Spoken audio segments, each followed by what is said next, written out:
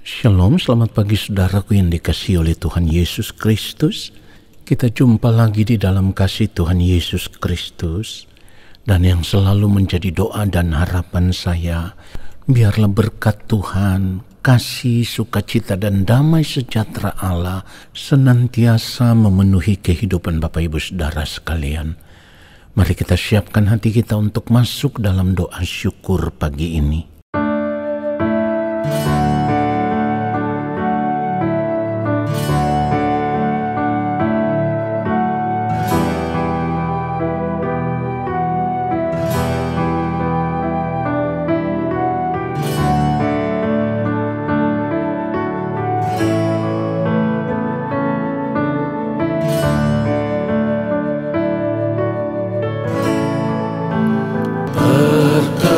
Perkenankan hamba-Mu, ya Bapa, masuk dalam hadirat-Mu yang kudus. Perkenankan hamba-Mu, ya Yesus,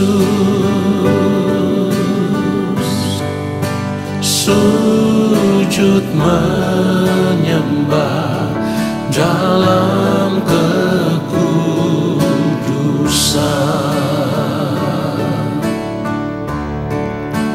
Kau ku sembah, Kau ku sembah, bersama para malaikat ku sujud menyembah. Kau ku sembah, Kau ku sembah, bersama para malaikat ku sujud menyembah.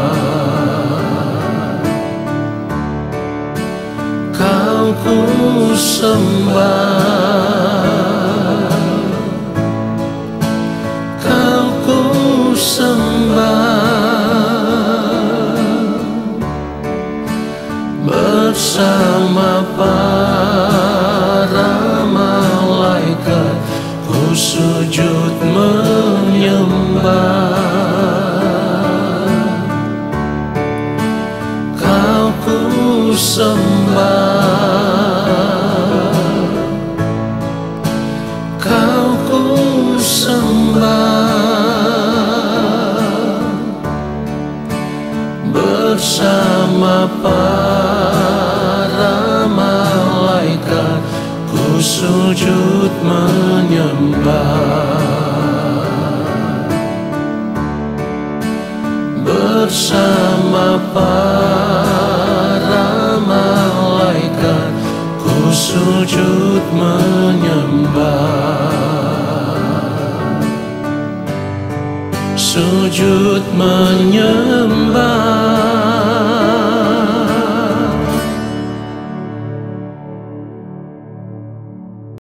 Mari kita berdoa. Allah Bapa yang Maha Kudus, Allah yang Maha Agung, Allah yang Maha Mulia, kembali saat ini kami ada di hadapan-Mu ya Allah. Kami mau duduk diam di kaki-Mu ya Tuhan, duduk diam di dalam hadirat-Mu, dan kami mau menanti-nantikan Engkau berbicara bagi kami, menyampaikan isi hati-Mu kepada kami lewat setiap kebenaran firman yang akan kami dengar. Allah Roh Kudus, urapilah kami, berikanlah kepada kami hikmat untuk dapat mengerti akan kebenaran firman Tuhan ini seperti yang Bapa kehendaki. Lalu kami mau berjuang di sepanjang hari hidup kami untuk hidup melakukan apa yang menjadi kehendak-Mu ya Allah. Urapilah hamba-Mu untuk menyampaikan akan kebenaran firman-Mu ya Bapa, supaya firman yang kami terima saat ini, itulah yang memberkati hidup kami. Ampuni kami, sucikan dan kuduskanlah kehidupan kami ya Bapa, dari semua ketidaktepatan hidup yang kami lakukan, supaya saat ini kami ada dalam keadaan berkenan di hadapan Bapa. Di dalam nama Tuhan Yesus Kristus kami berdoa. Amin. Saudara yang dikasihi oleh Tuhan Yesus Kristus, kita akan membaca kebenaran firman Tuhan. Ibrani 12, kita akan membaca ayat 1 sampai dengan ayatnya yang keempat. Ibrani 12, kita mulai dari ayat 1. Karena kita mempunyai banyak saksi, bagaikan awan yang mengelilingi kita, marilah kita menanggalkan semua beban dan dosa yang begitu merintangi kita, dan berlomba dengan tekun dalam perlombaan yang diwajibkan bagi kita. Ayat 2, marilah kita melakukannya dengan mata yang tertuju kepada Yesus yang memimpin kita dalam iman dan yang membawa iman kita itu kepada kesempurnaan, yang dengan mengabaikan kehinaan, tekun memikul salib, ganti sukacita yang disediakan bagi Dia, yang sekarang duduk di sebelah kanan takhta Allah. Ayat 3, ingatlah selalu akan Dia yang tekun menanggung bantahan yang sehebat itu terhadap dirinya dari pihak orang-orang berdosa, supaya jangan kamu menjadi lemah dan putus asa. Ayat 4, dalam pergumulan kamu melawan dosa, kamu belum sampai mencucurkan darah. Saudaraku yang dikasihi oleh Tuhan Yesus Kristus, dari kebenaran firman Tuhan yang kita baca ini, kita bisa mengerti bahwa panggilan hidup kita sebagai orang percaya, yaitu untuk masuk di dalam perlombaan yang diwajibkan bagi kita, saudaraku. Tetapi untuk masuk di dalam perlombaan ini tentu ada syaratnya, yaitu setiap orang yang masuk di dalam perlombaan ini tentu harus berstatus sebagai anak-anak Tuhan. Artinya begini, untuk masuk di dalam perlombaan ini, karena ini adalah perlombaan iman, maka setiap orang yang masuk di dalam perlombaan ini adalah orang-orang yang sudah menerima Kristus, yang sudah mengakui Kristus, yang sudah percaya kepada Kristus sebagai Tuhan dan Juru Selamat. Perlombaan ini sifatnya wajib. Artinya setiap orang percaya harus masuk di dalam perlombaan ini.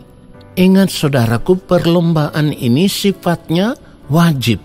Firman Tuhan katakan, perlombaan yang diwajibkan bagi kita, artinya sebagai orang percaya, kita diwajibkan mengikuti perlombaan ini. Sebab jika tidak, maka kita tidak akan bisa keluar sebagai pemenang. Dan kita harus mengerti bahwa orang yang tidak keluar sebagai pemenang di dalam perlombaan iman, maka ia tidak akan mungkin bisa dikenal oleh Allah Bapa di sorga sebagai anak-anak Allah. Tadi saya katakan di awal bahwa syarat untuk mengikuti perlombaan ini adalah berstatus sebagai anak-anak Tuhan. Saudaraku, dari kebenaran firman Tuhan ini kita bisa mengerti bahwa supaya kita bisa mengikuti perlombaan ini secara benar, kita harus menanggalkan beban dan dosa. Beban di sini berbicara tentang berbagai keinginan diri, hawa nafsu diri yang selalu dipenuhi dengan berbagai keinginan daging, saudaraku. Dan tentu saja yang harus ditanggalkan juga adalah segala dosa. Artinya seringkali kita melakukan hal-hal yang tidak sesuai dengan kehendak Allah Bapa di sorga, atau hal-hal yang tidak sesuai dengan perintah Allah. Ini namanya kita meleset, ya, kemelesetan. Ini dosa, saudaraku. Jadi untuk berlomba di dalam perlombaan iman ini, kita harus ada di dalam keadaan yang benar-benar benar, ya.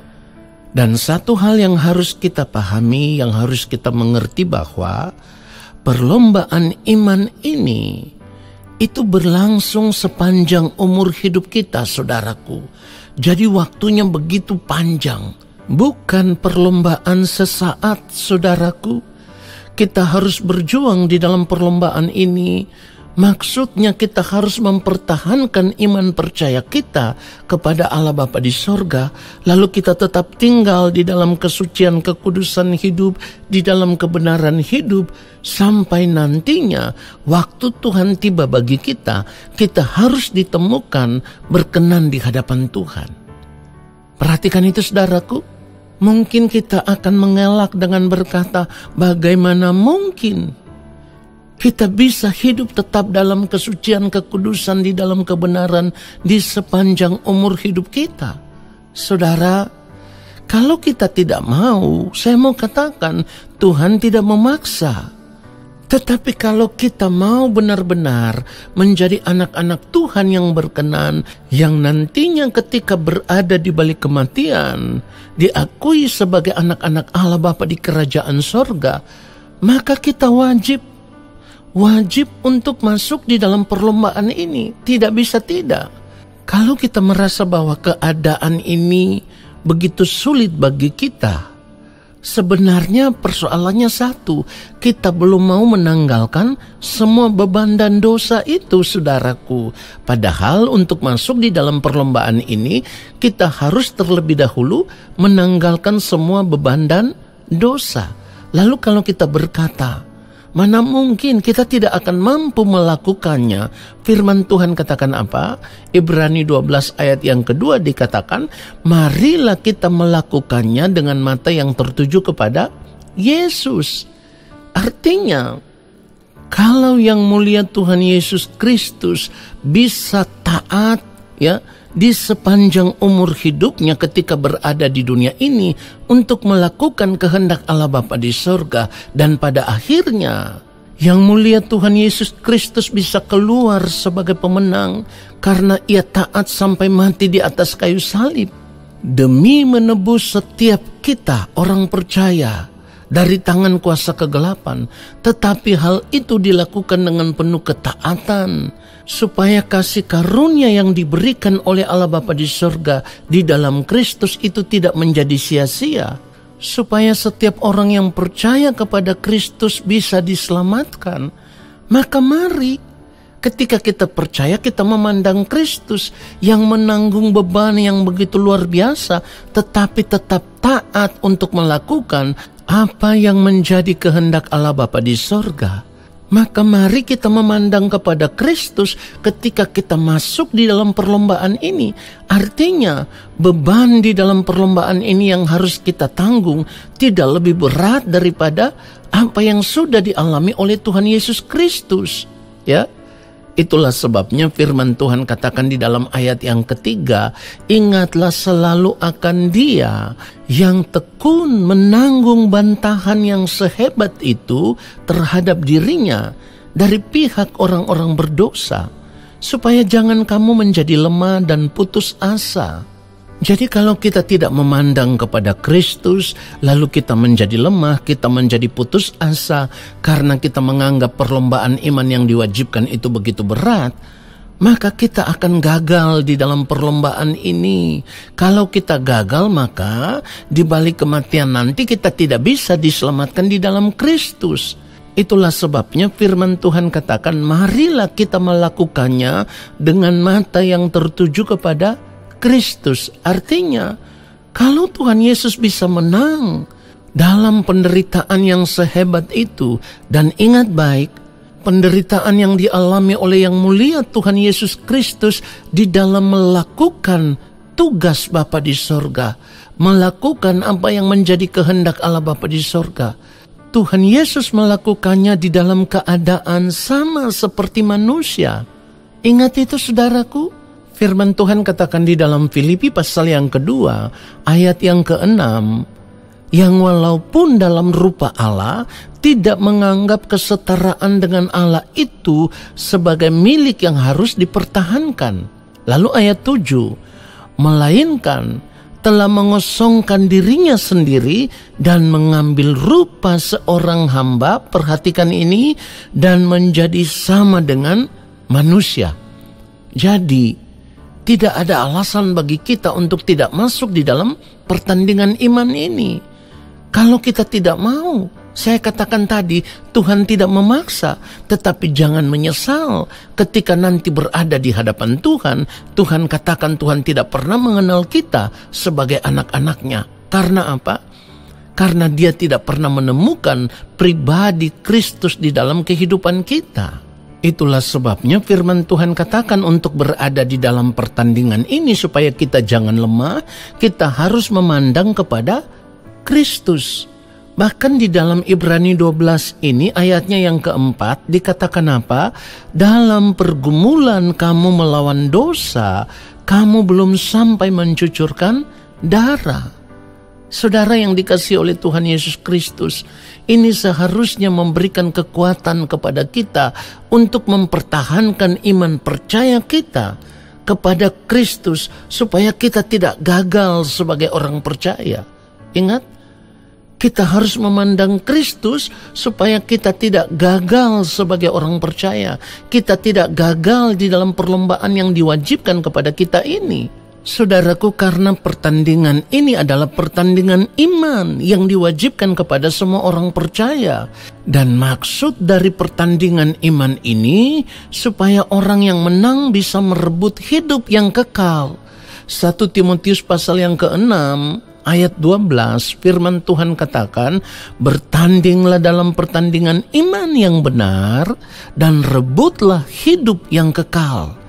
Untuk itulah engkau telah dipanggil dan telah engkau ikrarkan ikrar yang benar di depan banyak saksi. Jadi tidak ada tujuan lain. Ketika kita percaya kepada Kristus, panggilan kita sebagai orang percaya hanya untuk satu tujuan ini. Bertanding di dalam pertandingan iman yang benar, supaya pada akhirnya kita bisa keluar sebagai pemenang, lalu kita bisa merebut hidup yang kekal. Jadi ingat baik, bertanding di dalam pertandingan iman yang benar itu sama dengan kita sedang mengerjakan keselamatan dengan takut dan gentar. Oleh sebab itu, mari kita sadar bahwa kita terpanggil sebagai orang percaya bukan untuk menikmati dunia ini dengan segala kesenangannya. Itulah sebabnya firman Tuhan katakan, sebelum kita masuk di dalam pertandingan iman ini, kita harus menanggalkan setiap beban dan dosa.